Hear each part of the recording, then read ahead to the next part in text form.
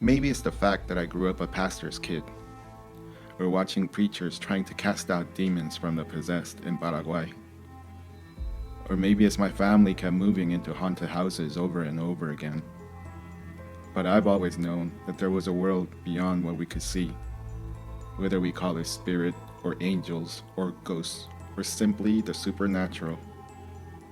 My story begins when I am 3, seeing a woman sitting on the steps inside our house. And it continues to this day here in Pittsburgh, where my wife constantly asks, "Did you see that?" My name is Chiwan Choi, and this is Are You There, Ghost? It's me, Chiwan. Of course, the title is a take on one of the first books I ever read. I am a writer, and I will be speaking with other writers about their experiences with the beyond, with the paranormal, and how those experiences have impacted their work. Because what are writers if not ghost makers? Welcome to Are You There, Ghost? It's me, Chiwan. I'm Chiwan. And today I'm super excited to have one of my favorite academics, especially in the Asian American studies world, and author. And actually, when I met you, you, you were introduced to me as a poet and stuff. But I still remember the story you read back then. Anyways, everyone, please welcome Takeo Rivera. Thanks so much, Chiwan. It's an honor to Seriously, be here. yeah, seriously, today, I was thinking about that story you read about, I think it was about Vincent Chin. Yeah. Yeah. Well, that actually shows up as a chapter in my book now. It's much more thorough at this point. So, but thank you, Chiwan. I mean, and the admiration is definitely mutual. It was so great to teach your work in my classes. Yellow House and all your work is just so powerful. You write with so much feeling and technique. It's been amazing engaging with everything you do. And you're just ridiculously funny on Facebook. So I just want to say that too. Oh, that's the whole episode. Hey, tell us a little bit about your book, actually. It came out 2 years ago now. I actually coming up on 3, which is wild. Holy cow. Yeah, I mean, it's an academic book. Here it is, Model Minority Masochism, performing the cultural politics of Asian American masculinity. It's not, I mean, it's an academic book. It's not quite as exciting as a lot of the poets you get on this show, but basically the whole point is thinking about the construct of the model minority within Asian American subject formation, and considering the ways that Asian Americans, particularly masculine Asian Americans, have a kind of masochistic relationship to the model minority, whether through some form of like like embrace of the model minority premise, or alternatively a kind of self-flagellation from having been identified as a model minority. So the book basically goes through a series of different examples where Asian Americans contend with that idea in various masochistic ways. So the Vincent Chin chapter is there's actually 2 Vincent Chin chapters where I talk about how the rise of the Vincent Chin movement created these curious paradoxes, as well as the kind of a birth of contemporary techno-Orientalism in 1982. I think about the Incredible Hulk. I think about video games. I think about a lot of different. I think about the theater of Philip Gatanda. There's a lot of interesting examples throughout the book, and I've really had a good time engaging with it with a lot of people all around. Yeah. I mean, I had one question I wanted to ask you is what, so if we're thinking about model minority concept as this god awful thing, what's the opposite of model minority? Or what do you think would be the opposite? Yeah, it's That's a really good question. It's funny that I actually have some trouble kind of answering that, because what's curious is like the Asian American left in a lot of ways has been very invested in producing its opposite, right? Yeah. But the kind of there's a scholar named Christopher Lee who terms what he calls the ideal critical subject, which is in many respects the opposite of it, the resistant Asian American. The problem, though, with that construction is that it actually reproduces much of the same moral structure as the model minority, but in opposite direction, opposite political orientation. So a lot of Yeah. times, like you'll have kind of like the anti model minority, where Yeah. you could create new idealizations of an Asian American who's like extremely resistant, fighting anti-blackness, all of which is like good, but sort of it reproduces the same sort of structures of of moral regulation. So Yeah.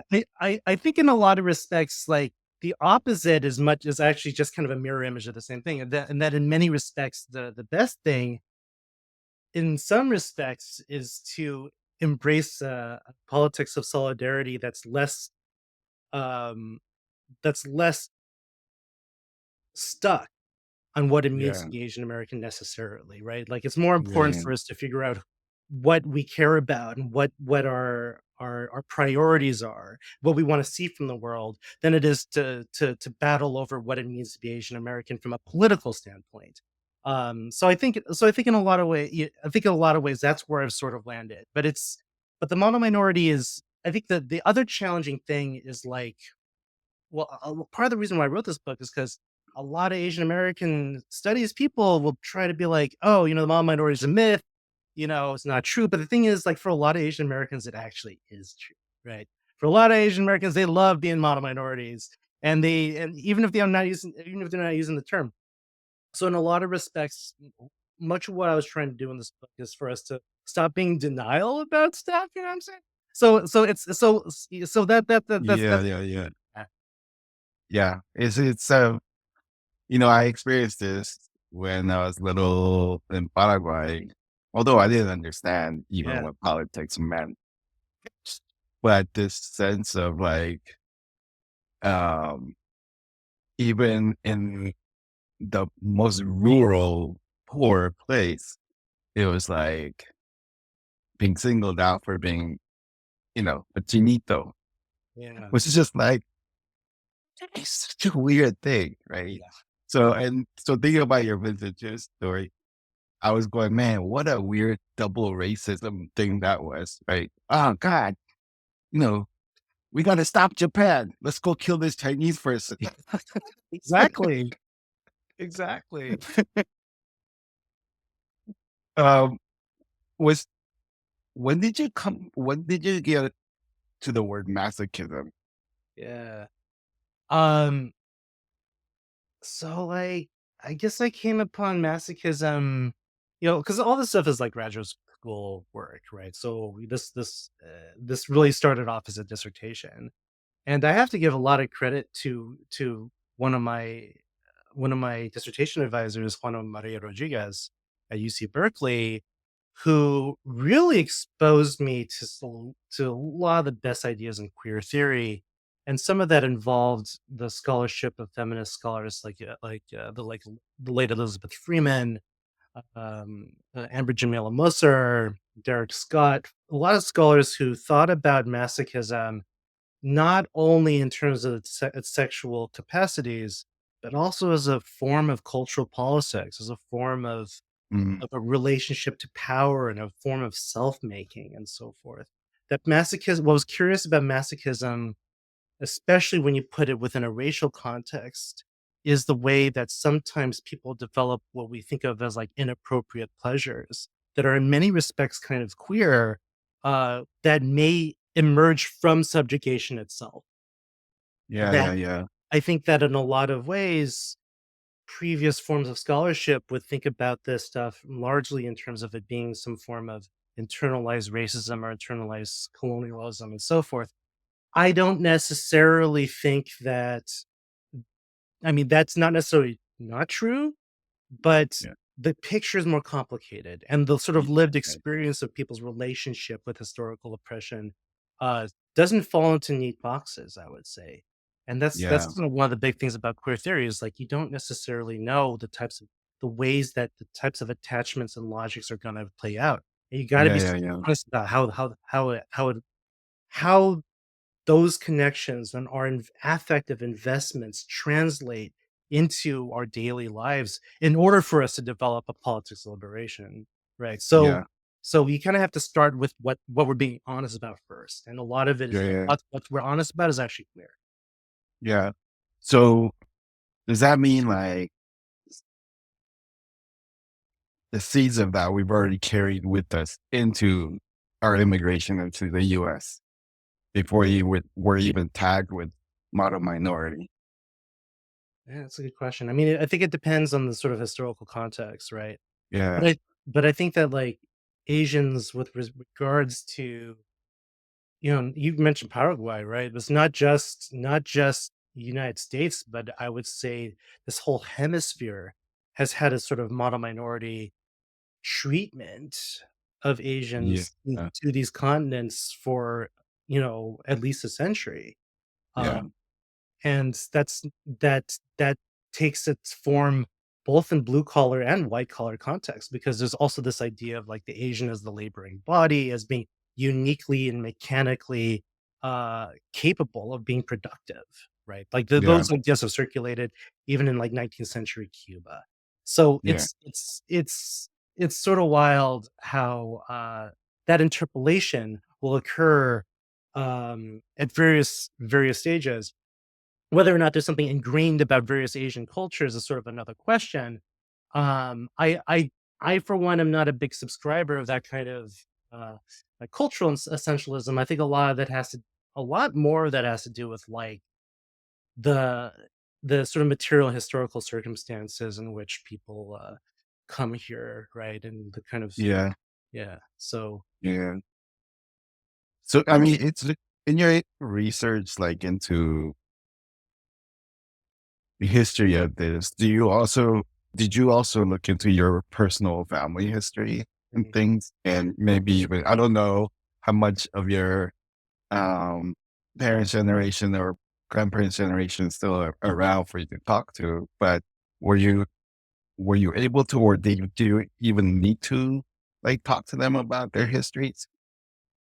so I have kind of like a s an unorthodox family relationship in a good way, is that, Yeah. uh, my family, I'm half Japanese, half Filipino, and both sides of my family immigrated to the States, like, early 20th century. Mhm. So my family's been here for a while, um, and which is not true for most Asian Americans Yeah. nowadays, Yeah. like, post 65. And both my parents met in sort of like the latter years of the Asian American movement. So, Mm, they were activists to get from the get-go, and they kinda and I was raised under that kind of environment. And, so, I was, like, fairly aware of stuff, but, what's interesting is, on my mom's side, while my great-grandfather was detained by the FBI after Pearl Harbor, most of my family actually avoided the camps, interestingly, because my grandfather's side, they were, like, in Hawaii, and my grandmother's side, she was actually being educated in Japan at the time, despite being born in the US. yeah. Um, and then on my dad's side, the Filipino, Yeah. farmers, basically, in California. And but I will say that the model minority thing is very intense with regards to the Japanese American experience, because of the way that the mass incarceration necessitated this, or not necessarily, but it engendered a kind of idea of this visibly oppressed group that then was able to become financially successful decades later. So it Yeah. became this ideological tool where we're like, well, oh, look at these Asians, despite the fact that they were oppressed, they were still successful. That's because they're hardworking and they believe in the American dream, right? And then that becomes this anti-black tool to attack other people of color and be like, well, why can't you work hard like them? Yeah. being Japanese American, despite the fact that most of my family actually avoided internment, um, I still I'm still aware of that narrative, and I'm Yeah. still part of that community, and sort of see the ways in which some Japanese Americans actually do kind of believe it. But also, just as many Japanese Americans really reject that narrative altogether, and Yeah. that binary, the relationship to that narrative, definitely informed the kind of model minority masochism Yeah. argument, I would say. And the Yeah. many examples I have here are Japanese American. Yeah. I imagine the embracing of the model minority Japanese Americans will also imply like you need to turn your back on Japan, Yeah. the villain of movies such as Midway. No, absolutely right. Absolutely right. The whole history of the 442nd, and the great samurai soldiers of the US, right? Like, yeah, all that stuff is like, I mean, don't get me wrong, these are very impressive soldiers who, heroic and so forth, but they do fit a particular model minority narrative, right? There's right, Yeah. regardless of who they actually were, the way they Yeah. sort of Yeah. enter history, as there's a kind of model minority strain to it. Yeah. Um, have you personally gone back to Japan? Like not back, visited Japan or the Philippines? So, I first went to the Philippines in 2019, right before COVID hit, and I just came back from Japan this past December for the first time. Oh, And wow. which I think is that, and the Japan trip Yeah. is where I want to share some of our ghost Oh stories yeah. Yeah. Yeah. in particular, because yeah, some wild things happened when I was out there. But yeah, but it's been recent, right? Like, I was born in the mid '80s, and I hadn't been to either country until like I'm like Very recently. in my Yeah. 30s. You know what I mean? Yeah. And it was each visit was different but remarkable. And I have a lot to say about each. But yeah, it is real. It is so interesting returning as a diasporic subject after having a lot of anxiety about, like, well, are people going to treat me like a race traitor or whatever? Like I was very afraid, but the experiences were wonderful. I had such a good, it was very meaningful, both trips. Did you like? Maybe this is a weird question, but did you feel like when you first got there that you had to almost strangely be a model minority? Oh, the model Japanese American. That's a great question. Like, well, there was a little bit of a different experience with each. So with the Philippines, you know, the power differential is very clear, right? Like, the United States as a colonizer of of the Philippines, murdered hundreds of thousands of Filipinos. There's there's a way in which I approach the Philippines with a kind of, like, I am of this diaspora, and also have benefited from this horrible imperial country. And I'm, like, ashamed of that horrible imperial country. Um, Japan, a similar kind of shame, but the difference with Japan is, like, they have a very strong ethno-nationalism that's more supremacist than that in the Philippines. Yeah. That is backed up by its material wealth. So there, I actually felt less a need to be like a super reverent and respectful Japanese American, in the way that I felt like I had to as a Filipino American, because I felt like there was, like, historical, like, wrongness that had to be addressed in the Philippines. In Japan, it was a little different. In Japan, I was like, yeah, I'm a part of the diaspora, and accordingly, whereas in the Philippines, I was like, it was very heartwarming to be pretty quickly accepted as being, like, Phil am. In Japan, it's kind of like, oh, you're clearly not Japanese enough. Functionally, you might as well just be American. And I got that a lot. Wow. And this is so, it's like, yeah, you're different, but we're gonna treat you very politely, but you are an American, so that's the box you're in. And Yeah. so that was, but it was it was weird. It was real weird, Yeah. and I didn't feel reverent towards Japanese culture in the same way because of the way that Japan already deifies itself, right? Um, That's a trip, man. yeah. Yeah, I mean, it's funny. I've only been back to Korea once, and I was like 19 at the time. Oh wow. So it was a while ago. But funny thing is, they, my relatives, because I came from the US, were just blasting me for CNN. Or CNN. Yeah, because it's on the military channel. CNN was on the military. And because I was just like getting harassed, my instinct was to go, like defend it. And then I'm going, why am I defending CNN here? Why did I come all the way here to defend it? What? Wait, It was the weirdest thing, man. wait, that what year was that when you went? That was like within the It 80s? was like in '89. Yeah. Oh wow. So like Right after martial the law had just ended, Olympics. right? Or something like that? Yeah. Yeah. They were showing me the fancy buildings they built for the Olympics and stuff. I'm like, okay. I'm like, I still hate them for making me defend CNN for no reason. Like, No one should have to do that, Chiwan. I'm so sorry. yeah. So you went to Japan, what, some months ago or over the holidays? Yeah, it was just over the holidays. First time we went with my parents and my wife and Hikaru, my 3-year-old. And yeah, and we had some ghostly experiences. Wait, is this something that's common for you, or this was just like having weird ghostly experiences? The thing is, like, I when I think about like my relationship to ghosts and that sort of thing, I don't have a long-standing relationship, but like they've really escalated since having a kid for some reason. Oh, Like wow. yeah, I wouldn't say I have had a particularly paranormal life until very recent. Um, So but your son is the medium that's like, yeah, oh, yeah, okay. like for real. It's so I mean, I think like the wildest and there was another incident that actually happened recently on a trip to Texas that we did a few weeks ago as well. Yeah. So what Like yes, happened in Japan? what's that? What happened in Japan? So in Japan, so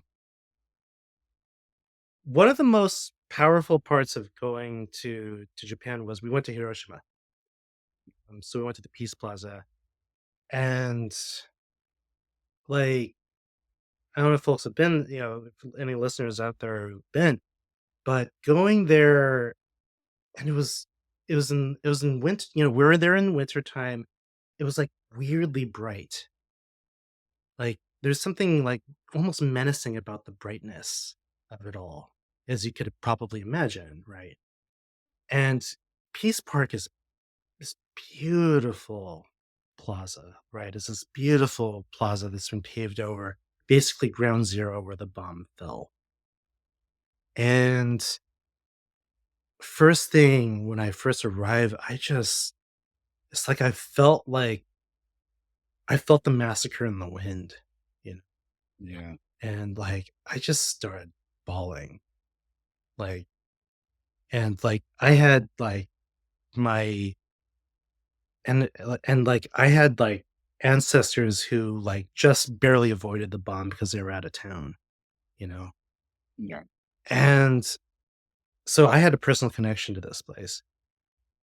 But what was and a couple of other things too that, especially since a Korean American, I was very, very one thing I want to learn a lot about was like Korean folks in Japan and, who have obviously always served as like such a exploited underclass of Japanese society.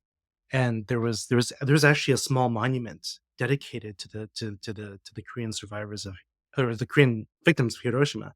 And it sounds like anywhere between like 10 to 25% of Hiroshima's population was Wow. Korean. I'd never heard this stuff No, before. I had no idea until I saw the monument. I was like, no way. And like that's one of those like those sort of stories that like that gets covered up in the historical record. And Japan doesn't like to talk about it either because they Of course. you like to monopolize the victimhood, right? Yeah. So, but let me tell you though, when I took my son there, I took Hikaru there, he just started saying shit. Like what? Started saying weird shit. So like he was like, again, keep in mind, like he's 3 years old, and he just like out of nowhere, he said, I wrote this down because after he wrote it, or he said I like had to write it down because I was like, I can't believe you're actually saying this. Like this 3-year-old kid just starts saying with like perfect clarity, the fire remembers the people who died. And I was like, Wait, in English? Just in like English, yeah. But I yeah. was just like, what? I was like, what did you say? And he's like, the fire remembers the people who died. And then he said, out of nowhere, he says, well, I mean, part of it, I mean, we weren't explaining to him like what Hiroshima was all about. But then he starts saying it in the first person. He says, I was sleeping in my house when the bomb ripped the inside of the building. What? Yeah. And I was like, what actual fuck? And like he was like way more I mean, my kid's pretty well spoken, but not that well spoken. Right. At 3.5 years old. Like I was like, how are you stringing together the sentence? Like this is absolutely bonkers. And then finally the last thing is he starts pleading. He's like, why did the bomb kill us? Why did the bomb kill us? That is wild, man. I was like, what? Yeah, I'm like dead serious. And like, and me and my wife and parents, we were just kind of soaking in all the grief and all the intensity, the energy of this place. And then just out of nowhere, here's Hikaru just like blurting this out. And we're like, Holy cow. what? So yeah, that was one of the weirdest, most paranormal things I'd ever experienced in my life was Hikaru basically being a medium. Yeah. I mean, when once you left there, did he have any feelings or thoughts about what he had said? Um, I think we tried asking about him like after we left, and I don't know if he like wanted to. I don't think he really talked about it again. I think we tried asking about it, and then it was he just like didn't follow up. It was curious. Yeah, Wow. it was So it was real just weird. yeah. Oh, did any of your family start freaking out about it or? A little bit, yeah. But we're also absorbing like the enormity of the actual event, such that Yeah. it's like how much emotional space do we have to accommodate my toddler's paranormal ramblings? Yeah. Like I'm still contending with the death of the hundreds of thousands of people or whatever, and I'm just like, oh my god, like You're like, I don't have the emotional bandwidth for this right now. exactly. So it was like kind of afterward, I was like, did he actually say it? What? But yeah, I think my son has the most paranormal relation. I mean, apparently my late Filipina grandmother also like regularly saw ghosts and stuff too. Yeah. Um, I think I saw a ghost when I was like a young kid, maybe around 10 years old or so. But that's the only one I can recall, like by my Yeah. own eyes. But he kind of Yeah. keeps doing things like you keep witnessing. He kind of the other, and then so I want to tell you about the other incident that we had was when we went to Texas. Yeah. So Diana's family's from Texas, and Diana's my wife, and Diana's dad passed away back in 2020 during he didn't pass away from COVID, but he passed away during COVID. Mhm. And we hadn't been back in her family house since the funeral. It was Hikaru's actually first time visiting Texas and being in the old family house where, he had, where Diana's dad had lived for decades. And then we were staying over at in the old house for several days, and then I think day 3 or something like that, he kind of wakes up from bed and he tells us in bed. I wrote this down too. He said, "When I was born, Mama's daddy came down to earth and talked to me." I was like, "When I was born, Mama's daddy came down to earth and talked to me." And Dan and I are What? we're like similarly, we're just kind of just barely waking up and we're like, "What did you say?" Was- Oh my God. Again, he's 3. I'm like, "What?" And then, Dana asked him, "Did he say anything to you?" He said something weird. He said something weird. Okay. That's what he kind of says. Kind of like, "He said something weird." And we're like, "What do you mean he said something weird?" And then he said, "He was crying because he was sad because he died." I was like, What? What a trip, man. um, then I told my mother-in-law afterward too, and she was just like, "Oh my, Hey. oh my god!" She was- yeah. Um, and but it was yeah, that was wild. Was apparently commuting with, and I should also add that his middle name is Emiliano, which Uh-huh. is, and we named Hikaru after his middle name after her dad. So so he is his namesake. Yeah. Yeah. But yeah, I it was mean, wild. what do you do with a child like that? I don't know. I don't know. Just wait for the next one. But he's like really nonchalant about the whole thing. Well, yeah. I mean, I remember growing up, like, as I started seeing things when I was little, and my parents, like, if I told them I had this dream, like, they would listen to me, and then they would plan their day accordingly. I'm like, and then as a kid, you're going, well, wow, you know, things they constantly communicate with us. And also, dude, this is too much responsibility for me. Can you give an example? Yeah, like I would have, no, it was always like that where my dad, like before he would go to work, would be like, tell my mom, don't let this kid out of the house because I had this dream. And then, I would go out anyways and then like end up in the hospital. And yeah. Oh, And then come home, it's like he's mad, not because I got hurt, not because I defied him, but because I didn't listen to his dream. That was the thing he was most upset about. So it was like that all the time. But it's a weird kind of a thing. man. I don't know, man. Maybe you should look into like helping your kid like develop these skills. Maybe. Use it for good. Yeah. Yeah, we want using it for evil. I mean, evil sometimes. Evil.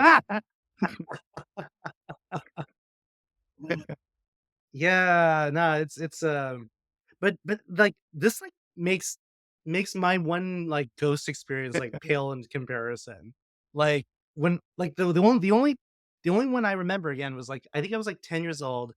I was waking up groggy from sleep, and I see this like indigenous looking kid wearing this like white dress shirt, and he turns and looks at me at the base of my bed, and then once he sees that I'm looking at him, he squats down.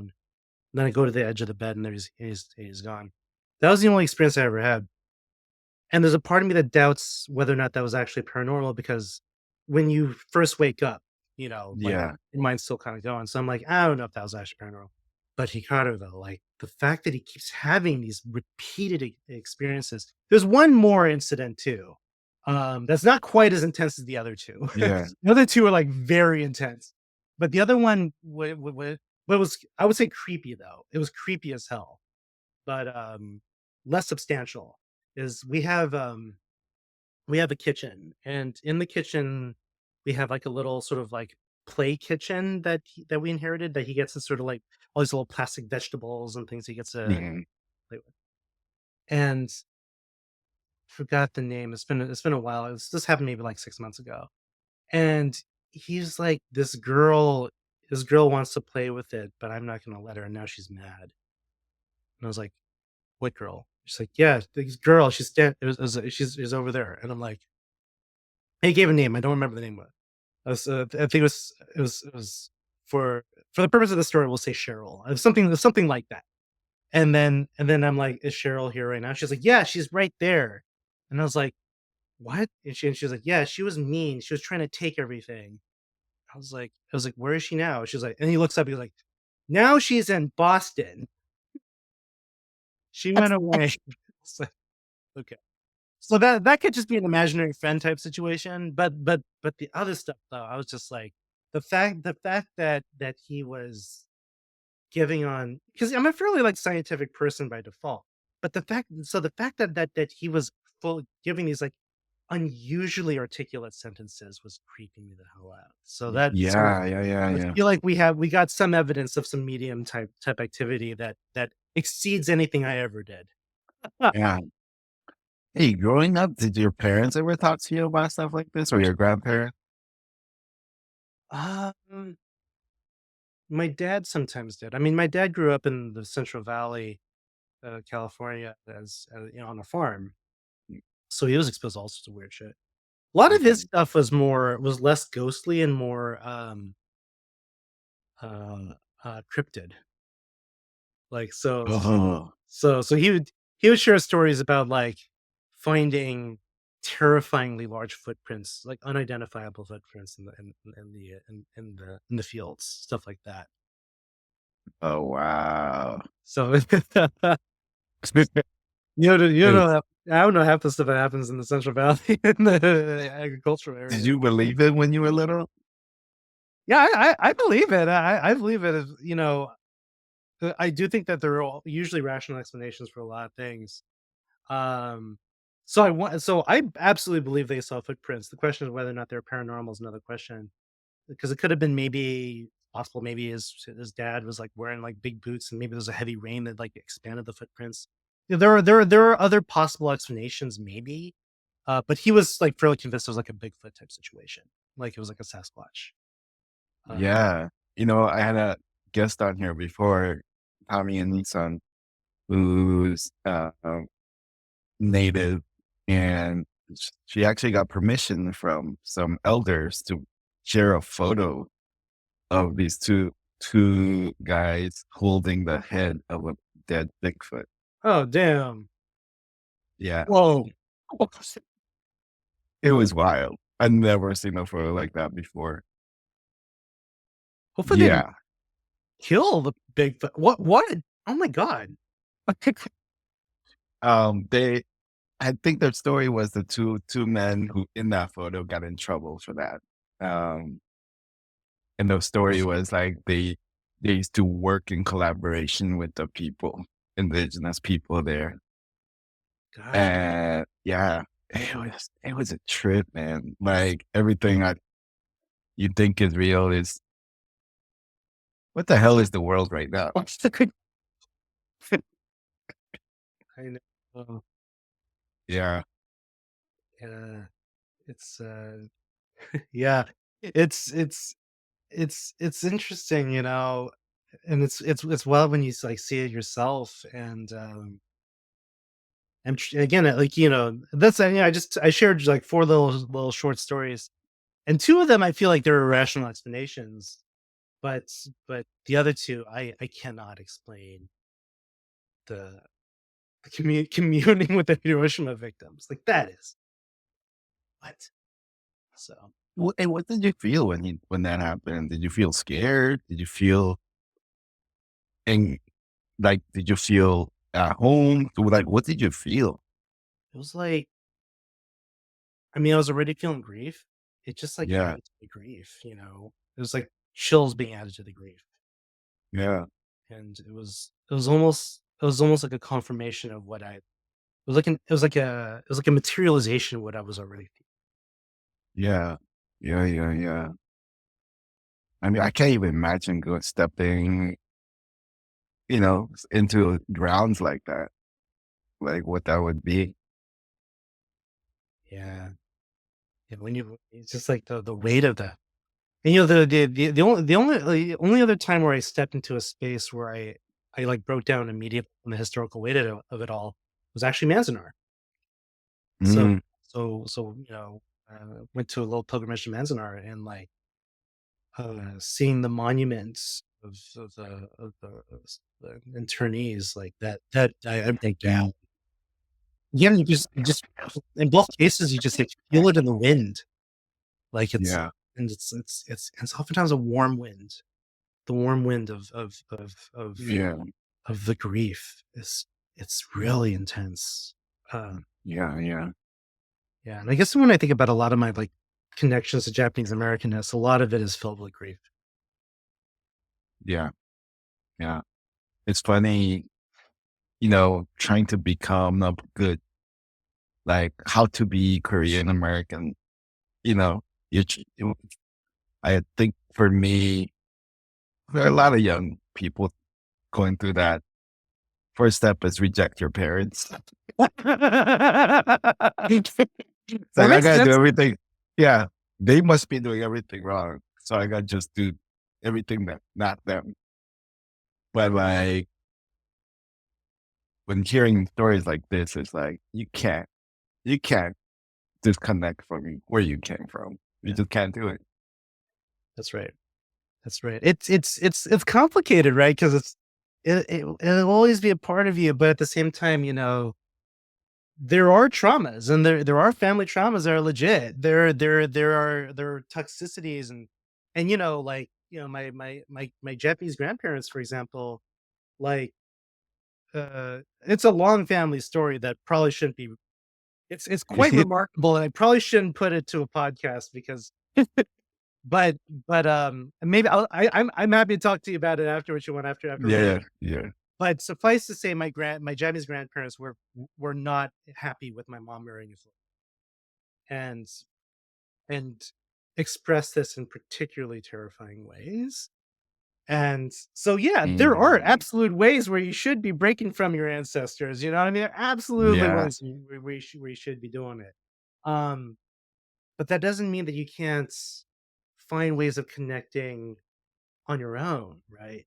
I think that was what was yeah, I mean, what's yeah, interesting for yeah, me, I wrote this whole little thing about it, is like going to Japan was curious because like I felt like I sort of didn't belong. And there were a lot of there's a lot of Japanese ethno nationalism that I was like absolutely repulsed by because it reminded me of my grandmother in particular. uh, Um, uh, and at the same time, it was cool to see other things. Like it was cool to find like there was one like pro-Palestine activist I found like randomly in a museum that we just like kind of like struck up a conversation and with my like broken Japanese and her broken English, we're trying to find sort of like this middle ground. It was that Japan doesn't have to be just the ethno-nationalist BS, right?